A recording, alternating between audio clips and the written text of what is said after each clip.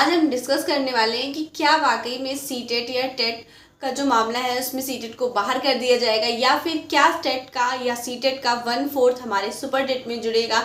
इसके अलावा बहुत सारी चीज़ें कि क्या वाकई में एग्ज़ाम होने की चांसेस इस साल है, यानी बहुत सारे टॉपिक्स पर हम लोग डिस्कस करने वाले हैं। ये वीडियो आपके लिए बहुत ज़्यादा खास होने वाली है। फर्स्ट ऑफ ऑल हम आपको बता दें कि जो हमारा मतलब ये डीएलएड या बीएड का जो कोर्स होता है उसके बाद जो जॉब मिलने का टाइम होता है उनके बीच में काफ़ी सारे कोर्ट केसेस होते रहते हैं और काफ़ी सारे केसेस पेंडिंग भी रहते हैं जो कि पीछे चलते रहते कितने टाइम तक चल सकते हैं ये वो कोई भी नहीं कह सकता, क्योंकि अभी हम लोगों ने देखा है कि जो बीएड वर्सेस बीटीसी का केस चला था वो काफ़ी टाइम तक चला और उसके लास्ट में ये हुआ कि बीएड को प्राइमरी से निकाल दिया गया। और मतलब ऐसा बहुत जिनका बीएड रहा होगा उन्होंने ये सारी चीज़ें एक्सपेक्ट नहीं की होगी, बट उनके साथ ऐसा हुआ। तो क्या था कि मतलब उनका एग्ज़ाम भी करा लिया गया था केवीएस का और टेट वगैरह का भी प्राइमरी उन लोगों ने दिया था, बट लास्ट में उन सब के एग्ज़ाम में यही चीज़ें थी कि जैसा भी कोर्ट का फैसला आएगा वैसा किया जाएगा। और एट द लास्ट ये हुआ कि मतलब जो कोर्ट का फैसला आया कि बीएड को प्राइमरी से बाहर किया जाता है तो वैसा ही हुआ। उनका रिजल्ट वगैरह नहीं आया, मतलब मार्क्स तो पता चल गया, बट फिर उनको लास्ट में ये हुआ कि आप यहाँ से बाहर हो, मतलब इसमें का इस नंबर का या इस जो भी मार्कशीट है उसका कोई मतलब नहीं है। तो ये सारी चीज़ें हम लोगों ने देखा ही है। और उसके बाद अभी न्यूज़ निकल कर आ रही है कि क्या टेट को भी ऐसा ही कुछ किया जाएगा या सी टेट वर्सेस टेट जो चल रहा है हमारा मैटर उसमें भी क्या कुछ ऐसा ही किया जाएगा। तो पहले हम आपको बता दें कि ये आपको कोई नहीं बता सकता, क्योंकि ये मामला कोर्ट में है और वहाँ से जो जजमेंट आएगा, जो फाइनल आपके पास आएगा वो ही सभी को मानना पड़ेगा। कोई उसमें अपने मन से नहीं बता सकता है कि हाँ ये होगा या ये नहीं होगा, ठीक है। तो पहले से ही बहुत सारे स्टेट में ये देखा जा रहा है, जैसे हरियाणा वगैरह में है, तो वहाँ पर मुझे लगता है कि पहले से ये सारी चीज़ें हैं और उनके स्टेट का जो मतलब टेट होता है उसे क्वालिफाई करो और उसके अकॉर्डिंग आप वहाँ का जो मेन मतलब ज्वाइनिंग है या जो भी एग्ज़ाम वगैरह है वो सारी चीज़ें दे सकते हो। तो वहाँ पर जो एलिजिबिलिटी टेस्ट है वो अपने स्टेट को ही वरीयता देते हैं, स्टेट वाले को।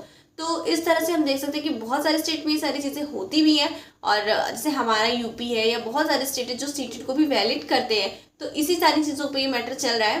तो क्या हो सकता है, मतलब वाकई में ऐसा हो सकता है, तो ये सारी चीज़ें कोई नहीं कह सकता है, बट कुछ एग्जाम्स ऐसे होते हैं जैसे कि DSSB केवीएस, उनके लिए सीटेट को क्वालिफाई करना बहुत ज़्यादा ज़रूरी है।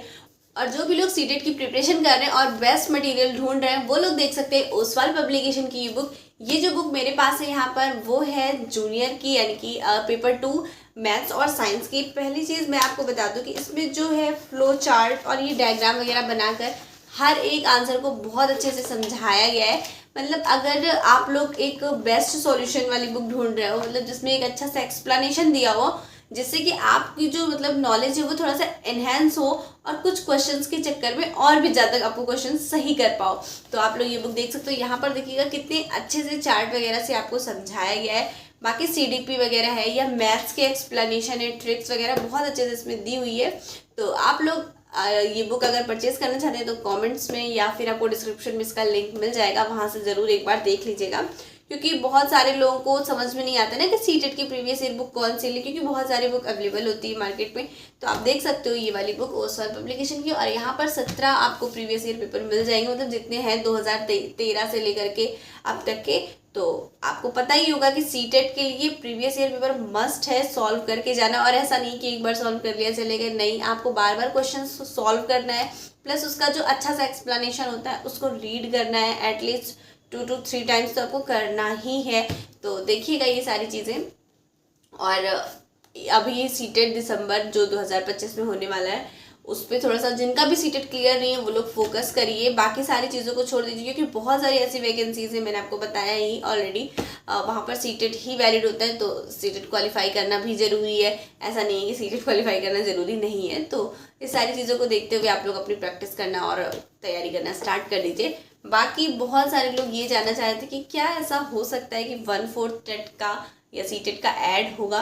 तो देखिए अभी तक तो ऐसा कोई रूल नहीं था, क्योंकि ये सिर्फ एलिजिबिलिटी टेस्ट के ही कैटेगरी में रखा गया था, टेट या सीटेट, बट हो सकता है आने वाले टाइम में ऐसा हो, बट अभी चांसेस कम है सारे रूल्स को चेंज होने में।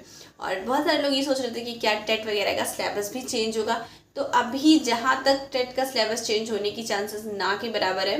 बाकी अगर हो जाए तो यार कोई कुछ नहीं कह सकता है, बट जहाँ तक मुझे लगता है कि नहीं ही चेंज होगा सिलेबस, तो जो भी लोग हैं तैयारी कर रहे हैं वो अपना पुराना वाला ही सिलेबस के अकॉर्डिंग तैयारी करते रहें। बाकी अगर टेट की भी सीडीपी पढ़ना है और सीटेट की भी सीडीपी पढ़ना है तो इन सारी चीज़ों को लेकर के अभी से तैयारी करना स्टार्ट करना है, क्योंकि बहुत ज़्यादा दिक्कत होती है जिनको नहीं आती हैं चीज़ें। क्योंकि जो लोग सारी चीज़ें पढ़ चुके हैं एक बार उनको रिवीजन करना होता है, बट जिन्होंने अभी तक स्टार्ट नहीं किया उनको थोड़ी सी प्रॉब्लम आ सकती है। तो आप लोग अभी से स्टार्ट कर दीजिए अपनी प्रिपरेशन। तो अगर आपकी कोई डाउट है तो कमेंट सेक्शन में मेंशन करना मत भूलिएगा। मिलते हैं नेक्स्ट वीडियो में आप सभी के डाउट्स और कमेंट्स के रिप्लाई के साथ।